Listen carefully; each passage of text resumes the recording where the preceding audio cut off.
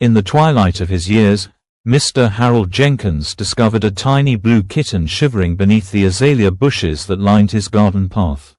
The creature was unlike any he had ever seen, its fur the color of a clear summer sky, its eyes large and luminous, yet its tiny body was frail and trembling. Harold, a widower who had lived alone since his beloved wife Martha passed 5 winters ago, felt something stir within his heart as he gazed upon the sickly kitten. Without hesitation, he scooped the little blue ball of fur into his weathered hands and brought it into the warmth of his cottage. "What a strange little fellow you are," he whispered, marveling at the curious blue hue that seemed to shimmer in the light of his kitchen lamp. The kitten looked up at him with eyes that held both vulnerability and an inexplicable wisdom that caught Harold by surprise.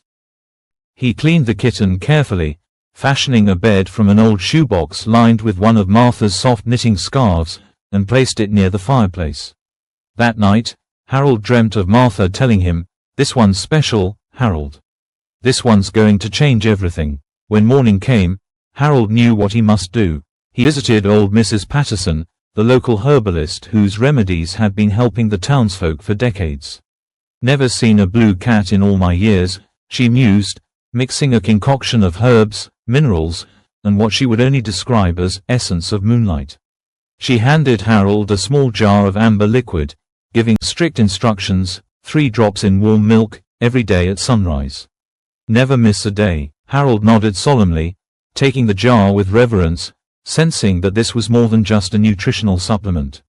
The ritual began that very day. 3 golden drops stirred into warm milk, offered in a tiny saucer to the blue kitten who lapped it eagerly. Harold named the kitten Azure, and watched with wonder as each day brought new strength to the little creature.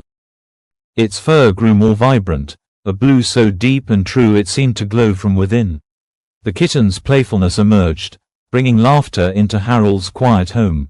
Within months, Harold noticed something extraordinary: Azure was growing at an astonishing rate. By the 6th month, the cat was the size of a large dog, its movements still graceful despite its increasing bulk. Harold had to fashion larger and larger beds as Azure outgrew each one in turn. The neighbors began to notice the unusually large blue cat that sat in Harold's window, its tail swishing lazily as it watched the world go by. By the 1-year mark, Azure had reached a truly magnificent size, standing nearly as tall as Harold himself and measuring a full 8 feet from nose to base of tail, the tail itself adding another 3 feet of glorious blue plumage. Harold had to rearrange his furniture and eventually removed the wall between his living room and dining room to accommodate his extraordinary friend. Word of the giant blue cat spread through the village like wildfire. At first, people came out of mere curiosity, standing at Harold's garden gate in hushed amazement as Azure lounged in the yard, stretching his massive blue form in the sunshine. Harold welcomed visitors with quiet pride, telling the story of finding the tiny blue kitten and nursing it back to health. Then something even more remarkable happened. Mrs. Finley, who suffered from debilitating arthritis, accidentally brushed against Azure while visiting. To her astonishment, the pain in her joints vanished instantly. She went home and found herself able to knit again for the first time in years. 3 days later, Mr. Carpenter, who had been unable to find work for months, petted Azure and received a job offer the very next day. The Cooper twins, who had been trying unsuccessfully to have children for 7 years, both stroked Azure's soft blue fur during a visit and conceived within the week. Soon, people were coming from neighboring towns, then from across the state, and eventually from across the country, all hoping to pet the miraculous blue cat. Harold never charged money for visits, though many offered handsome sums. "Azure's gift isn't for sale," he would say kindly but firmly. Instead, he asked visitors to bring simple offerings: fresh fish for Azure, flowers for the garden, or sometimes just stories to share over a cup of tea. Scientists and specialists came too, eager to study this phenomenon. They took samples of Azure's fur, ran tests, and debated endlessly over the source of the cat's unusual size and apparent healing properties.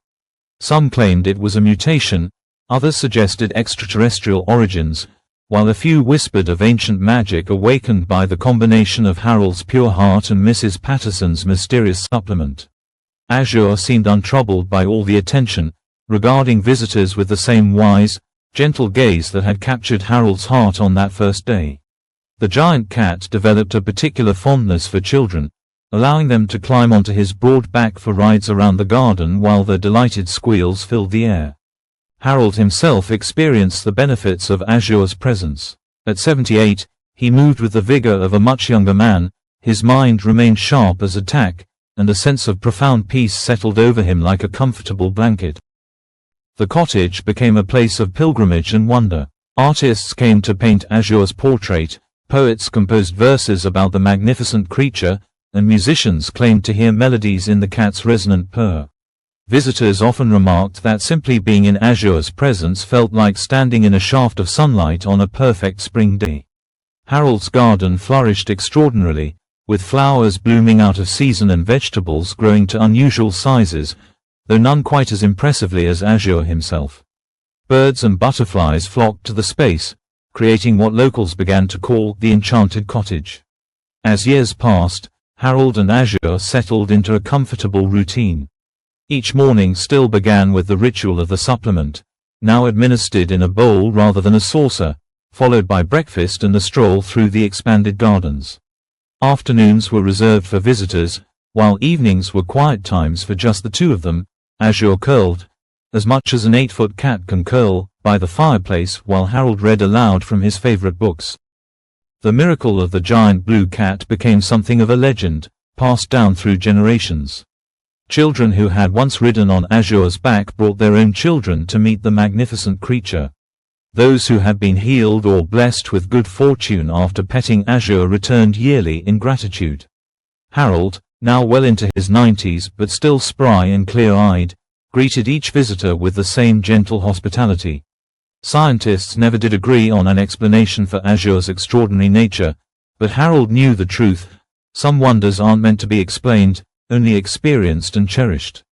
And as he watched Azure bask in the garden sunlight, blue fur shimmering with health and vitality, Harold would think of Martha's words in that dream so long ago, "This one's going to change everything."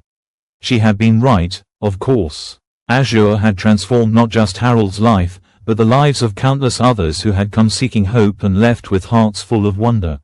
And in the end, isn't that what magic truly is? Not the breaking of natural laws but the awakening of awe, the reminder that the world still holds mysteries beyond our understanding. Harold Jenkins and his giant blue cat continued to live contentedly in their enchanted cottage, a testament to the extraordinary possibilities that can unfold from a simple act of kindness on a seemingly ordinary day.